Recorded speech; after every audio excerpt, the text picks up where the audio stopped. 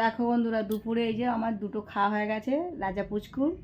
আর একটা ওখানে বাইরে একটা কাক ডেকেছে, তাই রাজা ওখান থেকে ছুটতে চলে এসছে আমার কাছে, মানে ভয় পায় পুচকু। আর পুচকু ভয়টা এখন সোজা হয়ে গেছে। সোজা হয়ে গেছো? ওরে বাবারে, কত সোজা হয়ে গেছে! ভয় পাও তুমি? হ্যাঁ?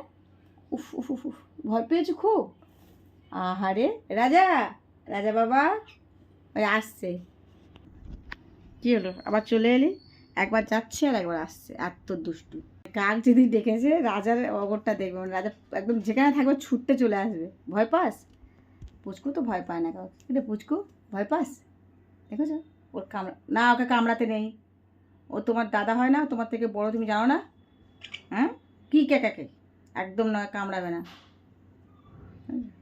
কী হলো এবার? এত গুছিয়ে পড়ে হাতের মধ্যে বসছিস, কী ব্যাপার? কোনো খবর আছে? ওকে কামড়াবি সেটাই প্ল্যান করছি নাকি? গুছিয়ে পড়ে বসে গেছে, মানে প্ল্যান অন্যরকম। বন্ধুরা, কী রে রাজা, কী চাইছিস এখন? ফুসকুকে কামড়াবি?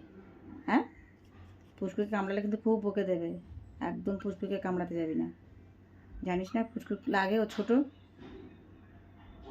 বয়সে ও তোর থেকে বড়, সাইজে তো অনেক ছোটো। তোকে কামড়াস কেন? হ্যাঁ, কী কী? হ্যাঁ, বোতামটার দরকার? ওর সব কিছুর দরকার। দেখিস, একদম ওইদিকে যাবে না। ওইদিকে গেলে খুব পেটাবো আমি। একদম নয়, একদম ওদিকে না। তো চলো, এখন এই দুষ্টুমি শুরু করে দিয়েছে।